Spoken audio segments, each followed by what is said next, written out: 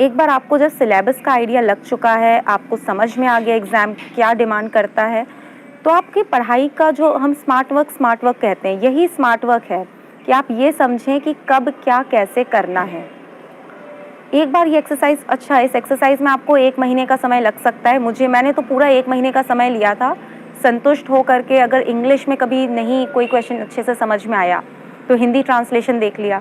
पर क्वेश्चंस को समझ लीजिए, तो टॉपिक्स जो इम्पोर्टेंट हैं, वो किसी से पूछना नहीं, आपको खुद ही समझ में आ जाएँगे। ये एक्सरसाइज़ करने के बाद अब मैं बात करूँगी गाइडेंस और कोचिंग की, क्योंकि बहुत सारे लोग पूछ रहे हैं कौन-सी जॉइन की और कौन-सी नहीं जॉइन की।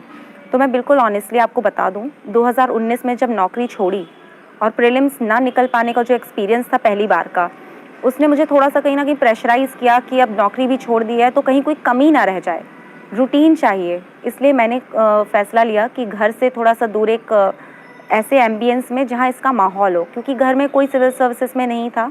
मेरे फ्रेंड्स में भी कोई ऐसा नहीं था जो मुझे गाइड कर पाता, तो मैंने दिल्ली जाने का डिसीजन लिया। मैंने वहाँ पर जा कर के I don't know the platform is okay but I will use the name of the coaching.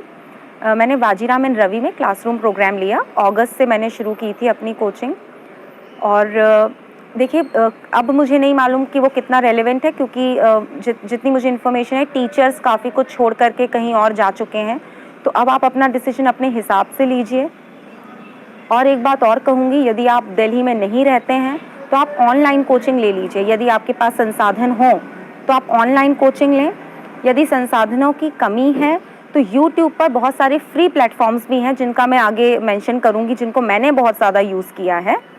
और ये एक है क्या है, दिल्ली में आपका टाइम काफ़ी वेस्ट होता है आने जाने में, चीज़ों को अरेंज करने में। तो मैं यही सजेस्ट करूँगी, हो सके तो ऑनलाइन प्लेटफॉर्म्स यूज़ कर लीजिए। और ऑनलाइन कोचिंग्स भी अब तो कोविड के बाद सब आ चुकी हैं। तो ये हुई क्लासरूम प्रोग्राम। टेस्ट सीरीज़ की बात करूँ तो प्रीलिम्स में एज़ सच कुछ स्पेसिफिक नहीं था, मिक्स कर ली मैंने 3-4 कोचिंग्स की। विजन आईएएस की प्रीलिम्स, इनसाइट्स आईएएस और आईएएस बाबा। इनका बहुत अगर आप तीनों को मिला करके करेंगे तो काफ़ी एक आपको वैरायटी मिल जाएगी क्वेश्चंस में। तो आप इनको रेफ़र कर लीजिए और अवेलेबल हो जाती हैं, फ्रेंड्स के साथ शेयर भी कर सकते हैं कि कोई सी ले ले, कोई सी ले लो और मिक्स एंड मैच कर लीजिए। मैंने फुल लेंथ मॉक्स ही लगाए। स्टार्टिंग में मैं टॉपिक वाइज़ करती थी, मगर उसमें ये होता है कि आप क्योंकि अभी तुरंत पढ़ा और आपने तुरंत टॉपिक कर लिया, उसका कोई यूज़ नहीं है। और मैं प्रीलिम्स के पॉइंट ऑफ व्यू से जब प्रीलिम्स में डिस्कस करूँगी तब बताऊँगी कि पहले क्या करना है। तो कोचिंग के लिहाज से मैंने आपको ये 3 टेस्ट सीरीज़ बता दी हैं। मेंस के लिए मैंने 2 टेस्ट सीरीज़ ली थी। जीएस के लिए विजन आईएएस और उनका 16 टेस्ट का एक पूरा पैकेज था। मैंने अक्टूबर में प्रीलिम्स के रिज़ल्ट के बाद ली थी ये टेस्ट सीरीज़, क्योंकि थोड़ा-सा लग रहा था कि एक बार हो जाए फिर लेंगे। और उसके अलावा मैंने सोशियोलॉजी, मेरा ऑप्शनल सोशियोलॉजी था। सोशियोलॉजी की स्ट्रैटेजी में एक अलग वीडियो मैं बताऊँगी आपको। टेस्ट सीरीज़ की बात करें तो ट्रायम्फ आईएएस, विकास रंजन सर की जो टेस्ट सीरीज़ है, मैंने वो दी थी। इन दोनों टेस्ट सीरीज़ के अलावा मैंने मेंस में आईएएस बाबा की टीएलपी सीरीज़ है, वो फ्री ऑफ कॉस्ट एक प्लेटफॉर्म है, उसका बहुत यूज़ किया था। ये 3 चीज़ें की। एसए के लिए मैंने कोई टेस्ट सीरीज़ नहीं ली, क्योंकि तब तक टाइम नहीं बचा था और मुझे ज़रूरत महसूस नहीं हुई। मैं अपनी एसए की स्ट्रैटेजी में उसे कवर करती हूँ। और बात करें कि अब जो इतना लग रहा है कि हर कोचिंग में नाम है, उसका रीज़न ये है कि इंटरव्यू स्टेज में जब मैं आई, तो इंटरव्यूज़ के लिए क्या होता है कि अब यहाँ तक आ गए, कोई कमी ना रह जाए। तो मैंने बहुत सारे कोचिंग्स में एनरोल कर लिया मॉक इंटरव्यू प्रोग्राम्स के लिए, और मैंने दिए भी बहुत सारे, क्योंकि पहले जून में इंटरव्यू होना था मेरा, फिर वो सीधे सितंबर में शिफ्ट हो गया, तो टाइम लंबा था। तो मुझे लगा कि प्रैक्टिस बनी रहे, तो हर महीने में 2-3 ऐसे देते रहें। घर से देती थी, काफ़ी सारे ऑनलाइन ही दिए हैं। सिर्फ दिल्ली मैंने अप्रैल में फर्स्ट वीक में जाकर के ऑफलाइन दिया, और वहाँ केएसजी, राव और बाजीराव, ज़्यादातर ये प्लेटफॉर्म्स फ्री हैं इंटरव्यू स्टेज पे, तो आप इनका बिल्कुल भरपूर यूज़ करिए। और कोचिंग का बस यही है, तो अगर आप कहें कि लग करके, तो वाजीराम एंड रवि में classroom, vision IAS, Triumph IAS और इनमें टेस्ट सीरीज़ की पेड जो कोर्स है वो, और बाकी फ्री प्लेटफॉर्म्स में मेंशन करती रहूँगी। अब स्टार्ट करते हैं प्रिपरेशन की पूरी स्ट्रैटेजी। तो एक पहले मैं आपको बुक लिस्ट बता दूं, एक ब्रॉड सोर्स बता दूं।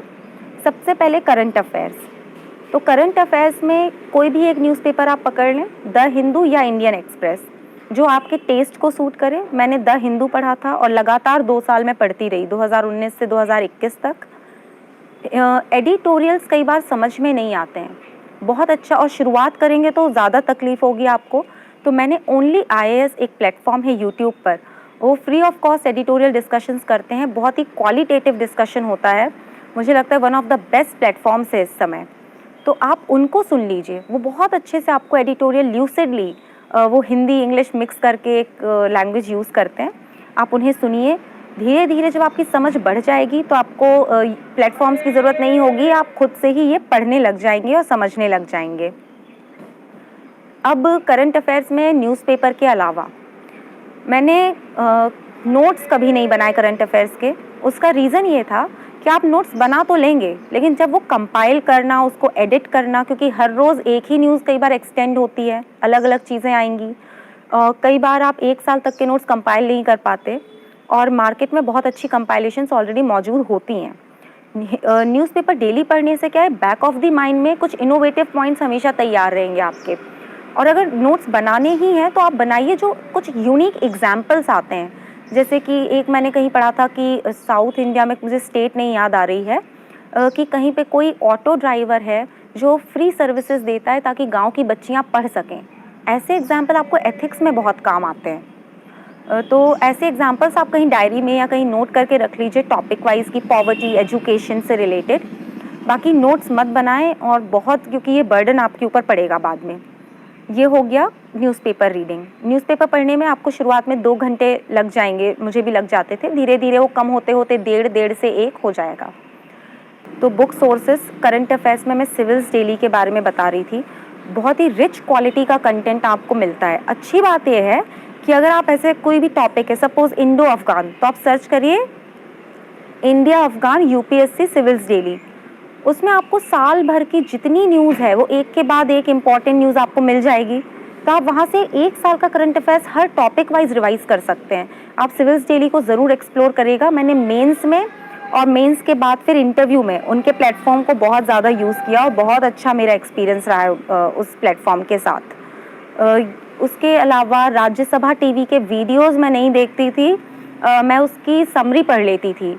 वो IAS बाबा पे समरी आती है, अच्छी क्वालिटी की होती है, बायजूस पे बहुत अच्छी क्वालिटी की समरी मिल जाती है, और फ्री ऑफ कॉस्ट आपको अवेलेबल होती है, टॉपिक वाइज मिल जाती है, कौन सा टॉपिक पढ़ना है आप देख लीजिए और उसमें से पढ़ लीजिए। ये हुई बात करंट अफेयर्स की, और इसके अलावा मैंने करंट अफेयर्स में कुछ दूसरा नहीं किया। अब बुक्स पे आ जाते हैं। हिस्ट्री के, अच्छा, बुक लिस्ट मेरी मेंस और प्रीलिम्स में ज़्यादा चेंज नहीं हुई, और आप भी यही करिए, एक सोर्स उठाइए, उसको थरली कंप्लीट कर लीजिए। हिस्ट्री से शुरू करेंगे। हिस्ट्री में एंशिएंट हिस्ट्री के लिए मैंने जहाँ कोचिंग की थी तो वहाँ के नोट्स, आर्ट एंड कल्चर के। फाइन आर्ट्स की एक किताब है 11वीं में NCERT की, उसमें लास्ट में 5 पेज की ग्लॉसरी दी हुई है, उसका हर टर्म पढ़ लीजिए। प्रीलिम्स में सीधे क्वेश्चन उठ करके आ जाता है कि इस शब्द का मतलब ही क्या है, तो आप उसको कंप्लीट कर लीजिए। और पूरी बुक में बॉक्स बने हुए हैं, बॉक्स इन द सेंस वो एक एक मॉन्यूमेंट जो ज़्यादा इंपॉर्टेंट है उसके बारे में इंफॉर्मेशन है। जैसे गोल गुम्बद, तो उसमें लिखा है कि बिगेस्ट डोम इन इंडिया। इस तरह के फैक्ट्स इंपॉर्टेंट होते हैं प्रीलिम्स में। जब आप प्रीवियस ईयर के जितने भी क्वेश्चंस देख लेंगे ना प्रीलिम्स के, तो आपको समझ में आ जाएगा कि हमें एग्जैक्टली इसमें से पढ़ना क्या है।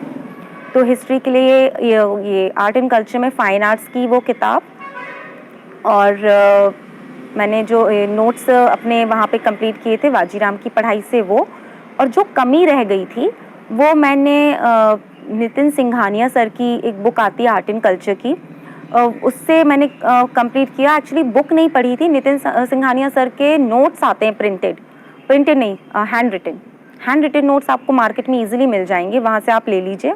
तो जो कमी थी, जैसे कि मैंने सर्कस मैं दूसरी जगहों पे नहीं पढ़ पाई, तो मैंने सर्कस वहाँ से कर लिया। पेंटिंग्स उसमें बहुत अच्छा दिया है, तो सिर्फ पेंटिंग्स वाला पोर्शन कर लिया, वो मैंने हैंड रिटन नोट्स से किया है, बुक से नहीं किया था। ये आप स्ट्रैटेजी रखें आर्ट एंड कल्चर के लिए। उसके बाद मॉडर्न हिस्ट्री पे आ जाते हैं। मॉडर्न हिस्ट्री में स्पेक्ट्रम की एक किताब आती है राजीव अहीर सर की, उसका जो लेटेस्ट एडिशन है थोड़ा सा और एलैबोरेट है और वेल रिटन है, पूरा कर लीजिए उसको। तो बाय हार्ट करना है शायद उस किताब को, और आपको उसको 5 से 10 बार पढ़ना पड़ेगा, इतना तो उसको इम्बाइब करने में, क्योंकि पहली रीडिंग में आपको लगेगा कि कुछ एक आइडिया था कि ठीक है ये लीडर्स थे। उसके बाद फिर आपको जब सेकेंड रीडिंग आप करेंगे तो आपको ये आइडिया लगेगा कि इसमें क्या इम्पॉर्टेंट है। आप पेंसिल लेकर के फिर अंडरलाइन कर लीजिए। तीसरी रीडिंग में और क्या आप भूल रहे हैं उसको पेन से अंडरलाइन कर लीजिए। चौथी रीडिंग में हाईलाइट कर लीजिए और जो आपने हाईलाइट किया उसको बार बार रिवाइज करिए। मॉडर्न हिस्ट्री में इसके अलावा कुछ दूसरा रेफर नहीं किया, प्री में भी और मेंस में भी। मिडिवल और एंशिएंट हिस्ट्री मैंने कंबाइंड तमिलनाडु बोर्ड की किताब से किया था। एंशिएंट हिस्ट्री के लिए जो वाजीराम में नोट्स थे उनका भी सहारा लिया, और बाकी ये दो चीज़ें, तमिलनाडु की 11th स्टैंडर्ड की बुक बहुत ल्यूसिडली रिटन है, बहुत सिंपल है, उसको अच्छे से करिए। और खासकर जो आर्ट एंड कल्चर का पोर्शन है मिडिवल का, उसको ठीक से करिए। जो पॉलिटी है, देखिए वॉर्स वगैरह के बारे में कोई नहीं पूछता, मैंने कहा आप एक बार क्वेश्चंस देखिए पिछले 10 साल के, आपको आइडिया लगेगा। वॉर्स के बारे में नहीं है, राजाओं के नाम के बारे में नहीं है, ये सिस्टम के बारे में है कि उनके आइडियाज़ क्या थे, किस तरह की पॉलिटी इकोनॉमी उस समय चलती थी, उस हिसाब से आप पढ़िए। तो ये बुक लिस्ट हुई हिस्ट्री के लिए और आर्ट एंड कल्चर के लिए। आर्ट एंड कल्चर और हिस्ट्री को थोड़ा सा रिलेट करेंगे तो आसान होगा। जैसे आप स्तूपा के बारे में पढ़ें और मॉडर्न पीरियड को पढ़ें एक साथ, तो ज़्यादा कनेक्ट कर पाएंगे। ये हुआ हिस्ट्री। अब बात करते हैं पॉलिटी की। तो लक्ष्मीकांत का लेटेस्ट एडिशन आपको करना ही है, प्रीलिम्स के लिए इम्पॉर्टेंट है, मेंस में भी कुछ पॉइंट्स डायरेक्ट अगर क्वेश्चन है तो आपको लगेंगे उससे। उसके अलावा जहाँ मैंने कोचिंग की थी वहाँ पे अविनाश गौतम सर और रविंद्रन सर के जो नोट्स थे क्लासरूम के, उनको मैंने मेंस के लिए यूज़ किया, only for mains, for prelims only Laxmikanth. और इन सबको आपको सप्लीमेंट करना है PT 365 के साथ। मैंने पहले ही वो करंट अफेयर्स में कवर कर लिया कि आप PT 365 के साथ इन सबको प्रीलिम्स के लिए कॉम्प्लीमेंट करिए और मेंस 365 के साथ कॉम्प्लीमेंट करिए मेंस के एग्ज़ाम के लिए। पॉलिटी में इतना ही किया था और इन्हीं दो सोर्सेज को मैंने बार बार यूज़ किया। लक्ष्मीकांत एक बार में अगर आप पहली बार पढ़ रहे हैं तो हो सकता है आपको ना समझ में आए, छोटे छोटे हिस्सों में बांट लीजिए, पूरा महीना भर लगा करके पढ़िए, समझ लीजिए। और पॉलिटी के बाद ज्योग्राफी केवल मैंने 4 NCERTs की थी 11th-12th में 2+2, और उन्हीं में से क्वेश्चंस आते हैं। रीडिंग बिटवीन द लाइंस होता है क्योंकि कंसेप्ट्स हैं काफ़ी सारे। मृणाल सर की यूट्यूब प्लेटफॉर्म पे राज तनिल मैम का एक वीडियो लेक्चर पूरा सीरीज़ पड़ा हुआ है, उसके नोट्स नहीं बनाए, सिर्फ उसे समझने के लिए यूज़ किया कि कंसेप्ट्स मेरे क्लियर हो जाएं कि एग्जैक्टली है क्या ज्योग्राफी। तो आराम से उस सीरीज़ को आप देखिए और पढ़िए NCERT से, ताकि रिवीजन की तरह आप NCERT को पढ़ेंगे और बहुत अच्छी आपकी ग्रैस्प आएगी सब्जेक्ट पे। ज्योग्राफी में बात करें तो मैपिंग बहुत ज़रूरी हो जाती है। एटलस मैंने यूज़ किया, ऑक्सफर्ड का स्टूडेंट एटलस, और वो एक दिन का काम नहीं है, वो तो जब भी पढ़ें एटलस के साथ बैठ कर के पढ़ें। जो लोकेशन का नाम आए उसे तुरंत सर्च कर लीजिए, आपके दिमाग में बैठ जाएगा। जो देश दुनिया में न्यूज़ में है कंट्रीज़, उनको देख लीजिए। और राज तनिल मैम एक्चुअली मैपिंग बहुत कराती हैं उस वीडियो में, बीच बीच में उन सभी लोकेशंस को साथ साथ देखते जाइए। और UPSC के क्वेश्चंस भी देखिए प्रीवियस ईयर में कि मैपिंग में कैसे क्वेश्चंस आते हैं। कंसेप्चुअल रहता है ज्योग्राफी, समझ जाएंगे तो लंबे समय तक याद रहेगा। ज्योग्राफी के बाद एनवायरनमेंट पे आते हैं। NCERT में केमिस्ट्री 11th क्लास में एनवायरमेंटल केमिस्ट्री करके एक सब चैप्टर है, वो करिए। 12th NCERT बायोलॉजी में 4 चैप्टर्स हैं, उनको कर लीजिए। वैशाली आनंद मैम का टेलीग्राम पे एक चैनल चलता है, उसमें वो बहुत अच्छे क्वालिटी के रिसोर्सेज शेयर करती रहती हैं, तो वो PDF फॉर्मेट में होते हैं, आप उसको देखिए। फ्री ऑफ कॉस्ट प्लेटफॉर्म है, बहुत अच्छा उसमें आपको कवरेज मिल जाएगा। वो MCQs भी शेयर करती हैं साथ साथ, और previous year questions. Shankar IAS sir की बुक मैंने बहुत सिलेक्टिवली पढ़ी है, सिर्फ वो चीज़ें जो बार बार न्यूज़ में आ रही हों और जिनका मुझे थोड़ा सा कम नॉलेज हो उनको किया। और एनवायरनमेंट के जो मेरे कोचिंग के नोट्स थे वो भी मैंने रेफ़र किए थे एक बेसिक बेस बनाने के लिए। एनवायरनमेंट में भी मैपिंग इम्पॉर्टेंट है कि कोई जो बायोस्फीयर रिजर्व्स वगैरह हैं उनमें कौन सा इंपॉर्टेंट एनिमल रहता है, नेशनल पार्क में कौन सा, जैसे इस बार आया था हिमालयन मस्क डियर का कोई क्वेश्चन कि, और बारासिंगा का क्वेश्चन। तो जो इम्पॉर्टेंट नेशनल पार्क हैं जो न्यूज़ में रहते हैं उनमें कौन सा एनिमल मेन है वो आपको मालूम होना चाहिए। हर आपको एनिमल का नाम नहीं पता होने की ज़रूरत है, लेकिन जो इम्पॉर्टेंट है उसका एटलीस्ट एक आइडिया रहे कि कहाँ मिलता है, कहाँ का नेटिव है, क्योंकि पूछ लेते हैं कई बार प्रीलिम्स में। एनवायरनमेंट के बाद फिर हम आ जाते हैं सब्जेक्ट साइंस एंड टेक्नोलॉजी पर। बेसिक आता है, करंट अफेयर्स से हो जाता है, साइंस मॉनिटर RS TV पे आता है। यदि आप साइंस बैकग्राउंड से नहीं हैं तो यूट्यूब पर छोटे छोटे वीडियोस जो एनिमेटेड होते हैं एक्सप्लेनर्स टाइप के, उनको देख लीजिए। मैंने कोचिंग के नोट्स भी रेफ़र किए थे ताकि एक बैकग्राउंड, खासकर बायोटेक्नोलॉजी वगैरह से, मेरा क्योंकि मैथ्स बैकग्राउंड रहा तो समझ में नहीं आता था, तो वहाँ के नोट्स भी मैंने लिए। अगर आपके फ्रेंड्स हैं आप उनके साथ ये नोट्स शेयर कर लीजिए और हो जाता है। साइंस एंड टेक में करंट अफेयर्स बहुत इंपॉर्टेंट है, तो मैंने विजन IAS का PT कंपाइलेशन, मेंस कंपाइलेशन पूरा बाय हार्ट कर लिया था और कंसेप्ट्स को तो समझ लिया था। साइंस एंड टेक्नोलॉजी के बाद अब आएंगे हम इकोनॉमिक्स पर। इकोनॉमिक्स के लिए मृणाल सर का जो अनअकैडमी पे कोर्स है वो मैंने 2019 में जब मैं जॉब में थी तभी शुरू कर दिया था। तो ऑलमोस्ट 500 पेजेस का उनका मटेरियल रहता है। उसमें क्वेश्चंस हर टॉपिक वाइज ऑलरेडी सेग्रीगेटेड दिए हैं। बहुत ही होलिस्टिक कॉम्प्रिहेंसिव मटेरियल है, उसको रेफ़र किया। 11th क्लास की NCERT रेफ़र की थी, इंडियन इकोनॉमिक डेवलपमेंट। उसमें ऐसे और आंसर राइटिंग का बहुत मटेरियल है। तो ये 2 मेरे इकोनॉमिक्स के लिए रहे। बाकी कोचिंग के नोट्स भी थे जो मैंने सिर्फ मेंस के लिए यूज़ किए थे। सब कुछ ऑनलाइन शिफ्ट हो गया है, कोचिंग्स भी ऑनलाइन हैं, प्लेटफॉर्म्स ऑनलाइन शिफ्ट हो गए। मैंने जो जिक्र किया जिन प्लेटफॉर्म्स का, आप उनको एक्सप्लोर कर लीजिए। और अनअकैडमी भी, जैसे मृणाल सर का इकोनॉमिक्स का मैंने कोर्स वहाँ से लिया था, तो ये सब चीज़ें ऑनलाइन अवेलेबल हैं। तो बिल्कुल भी बॉग डाउन मत होइए। इनफैक्ट घर के कंफर्ट से प्रिपेयर करने से अच्छा कुछ हो नहीं सकता। और मैंने अपनी कोचिंग्स का भी सब आपको बता दिया है कि कैसे आपको क्या डिसीजन लेना है, ये अब आपके ऊपर है। ना भी कोचिंग लें तो 100% डुएबल है और मुझे लगता है आप और बेहतर भी कर सकते हैं, क्योंकि जब खुद में आदमी इंसान बिल्कुल डिपेंडेंट होता है ना, सेल्फ डिपेंडेंट, तो वो सेल्फ इम्प्रूवमेंट में लगा रहता है।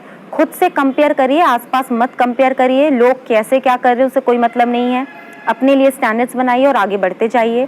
कभी हौसला मत खोइए। याद रखिए कि आपने पहली बार शुरू क्यों किया था। मैं यही सोचती थी कि नौकरी क्यों छोड़ी थी। कभी कभी लगता था कि कहीं गलती तो नहीं कर दी, अरे। तो मैं सोची कि नहीं, पीछे नहीं देखना है, सवाल ही नहीं उठता। कमी क्या है उसको सुधारेंगे बस और आगे बढ़ते जाएंगे। और जो मैंने कहा है, आई होप आपको ये हेल्प करेगा। थोड़ा सा कुछ वर्किंग एस्पिरेंट्स के लिए बोलूँगी क्योंकि मेरा खुद का एक्सपीरियंस थोड़ा सा रहा है। पेशेंस